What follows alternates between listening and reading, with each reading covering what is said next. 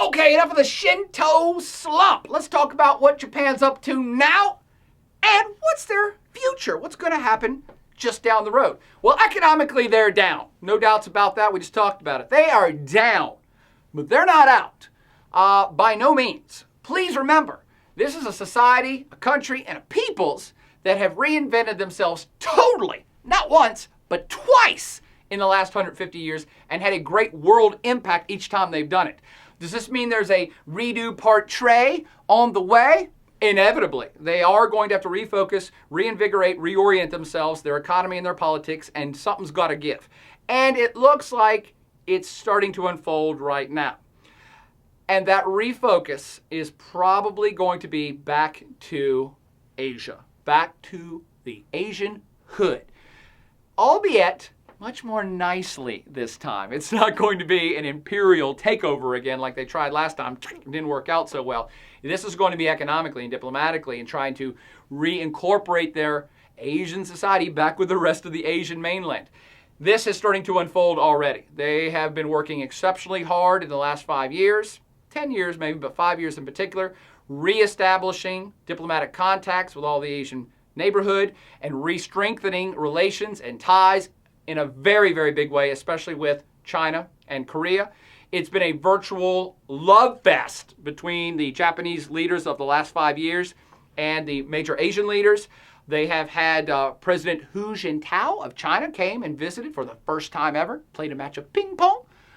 Then shortly after that, Premier Wen Jiabao of China came to Japan and actually addressed the Japanese Diet, the legislature themselves. And that's never happened. They've met with high-profile leaders from Indonesia all the way to South Korea. They are trying to get things rolling again. Let's get ties. Let's normalize things. Come on, we want to get on board. Mostly for trade and economy. We'll get to that in a second. But it is very telling that of the last 5 prime ministers, 4 of them on day 1 of coming into office have openly said, I'm not going to visit the Yasukuni War Shrine. Ba-boom! You know what that means now too, don't you? On day 1, they've said, we are not going to offend our Asian neighbors by me, the Prime Minister, visiting that war shrine. We understand that it causes tension. We understand that our Asian hood doesn't like it. It makes them unhappy. We're not going to do it. That in itself is extremely telling. They're saying, hey, we realize the future. We know what's going down. The future is Asia for us, and we got to start mending ties, mending fences now, and they are. Now, for all the animosity that I've described to you between Japan and China and South Korea in particular, and Japan and the rest of Asia, for all the animosity, some of which still plays through in today's world, Japan still has been seen as a model to be followed by the rest of Asia. I mean, let's face facts. Whether Japan invaded them or not, whether they hate Japan or not, Japan is the richest country in Asia, and they're high standards of living, and they're fully developed, and they're totally rich, and it's totally cool, and who doesn't want that? They have been the model that other Asian countries have said, let's do that. What those guys did up north, let's do that. And in that respect, Japan is now looking back at Asia going, well, we're at number 1 for Asia, but if we want to stay on top and get reinvigorated and get our economy going again, we have got to start taking our Asian brothers seriously. Just in terms of economics. Look at the billions of potential customers are next door, right next door to us, that we're not selling stuff to yet. South Korea is like 50 miles away. China's a couple 100 miles away. And look at the bigger picture of Asia. India's got 1 billion people. China's got 1 billion people. That's 2 billion consumers right there. And these are growing economies with growing populations. Toyota and Mazda and all the rest of these folks would be crazy insane to not be turning and embracing those big Asian economies, which will be the future biggest economies on planet Earth. And of course, the Japanese companies and the Japanese government are, with no reservations. That's what this whole love fest is all about. A lot of those industries are already moving there. They're refocusing there. They're already commercializing there. They want to sell products there. And the Japanese government's getting on board for this and wants to help out too. So billions and billions of potential consumers over there in Asia. You have China, that's the 3rd largest economy on planet Earth, soon to supersede Japan itself and become the number 2. South Korea right next door, that's the number 11 or number 12 economy. This is a happening part of the world, but it's that part of the world. It's not Japan selling to Europe or even the United States anymore. The U.S. is still their number 1 trading partner for now, but let's go ahead and predict the future. Who's going to be their biggest trading partner 10 years from now? Come on, it's China. Well, you don't got to think about it. It is. And they understand this, and they are reorienting themselves to that reality. Now, how so?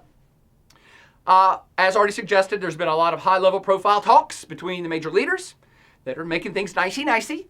But there's also country-to-country trade ties which have been established, and they're starting to lower tariffs on a variety of different goods.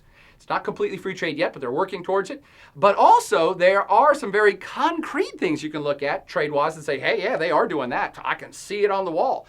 And the one I want you to think about is ASEAN. Oh, yeah. Remember that. ASEAN, from way back in the International Organizations chapter. The Association of Southeast Asian Nations, that block down in Southeast Asia, but it is not just there. It has 4 associate members now. Let's see, what are these associate members? Countries that want to be involved, want to be at the table, want to know what's going on, and want to help out and help facilitate the growth of this block. Let's see, who are those 4? India, China, South Korea, and Japan. Wow, watch out, blammo. That block, if those 4 associate members ever become full members, that would be the largest trading block in human history, encompassing over half the world's population.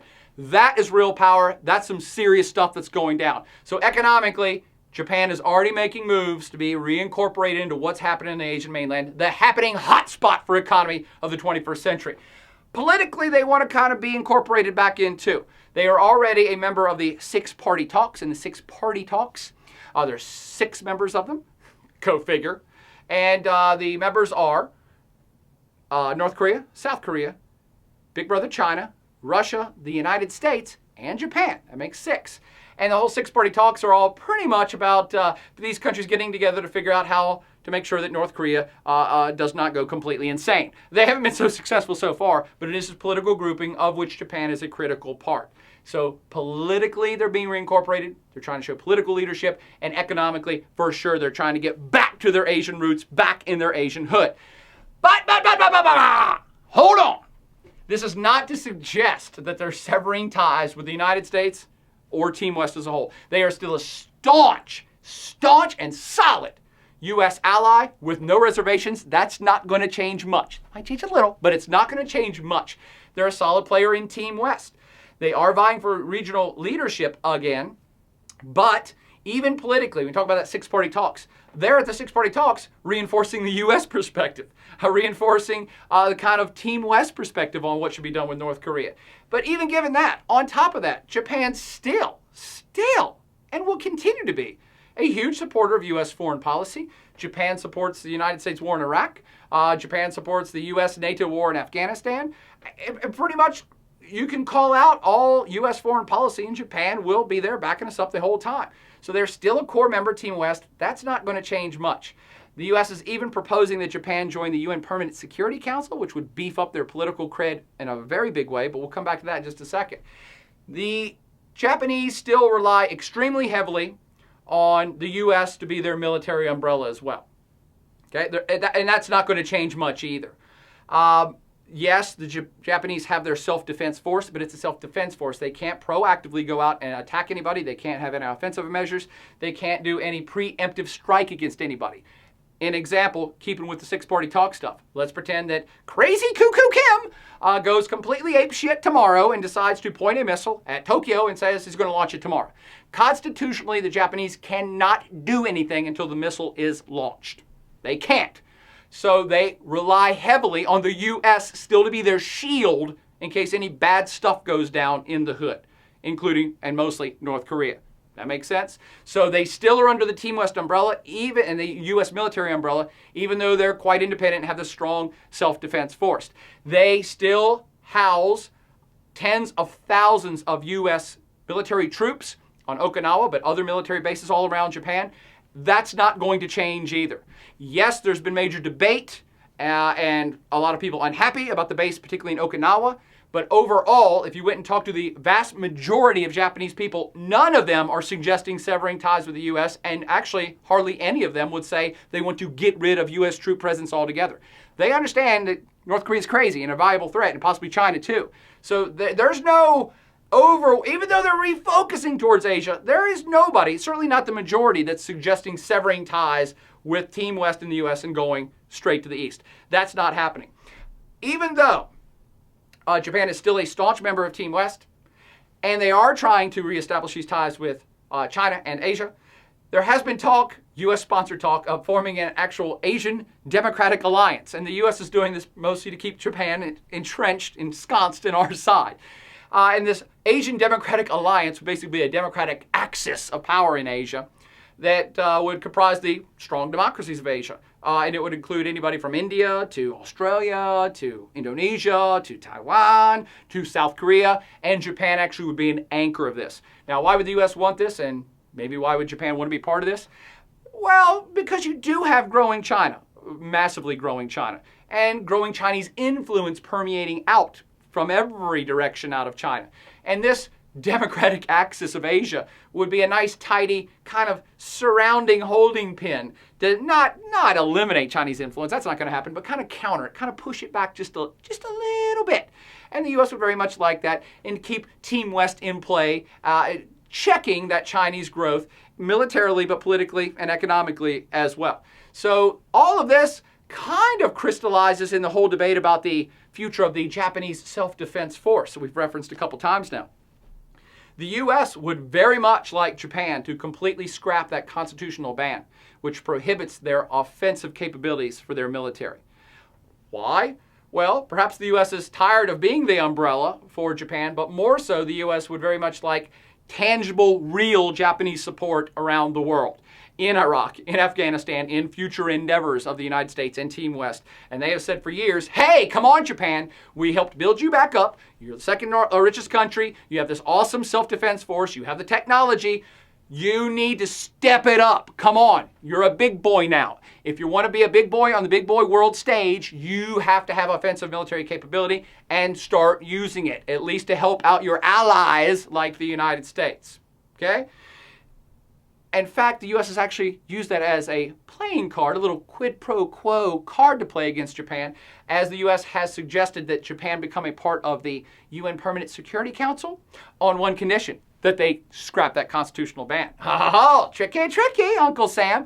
Now, if the Japanese decide to do that, to essentially become have a real military again, this, of course, would make China extremely tense, maybe South Korea too. Maybe not. But the Chinese would be up in arms. They would have a huge Chinese temper tantrum like a little kid. And they would scream and rant and rage about how Japan's going to remilitarize. So Japan has to consider this. And that's the essence of what I'm talking about here.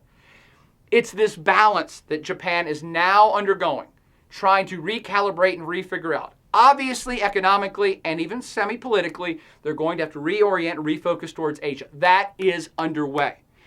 But they don't want to sever those ties with Team West and the U.S., and they don't want to piss them off either. So everything they're doing right now is a very delicate balancing act. They could scrap that constitutional ban and therefore become a member of the UN Permanent Security Council, but that would infuriate their Chinese brothers right next door who they want to trade a bunch with. And they could reestablish very strong ties with China and the rest of the Asian neighborhood, but that might alienate the United States, their bestest buddy and military umbrella protector. So everything that's going on in Japan and Japan's future is really contingent on and hinging on them doing this very delicate balancing act of figuring out how to reincorporate back in this way without pissing off the guys back over this way. It does seem that they're starting to lean a bit more towards Asia right this second at the expense of some American influence. But by no means are they down and out completely, or that they're turning their back on Team West in the United States. We shall see how they handle things into the future.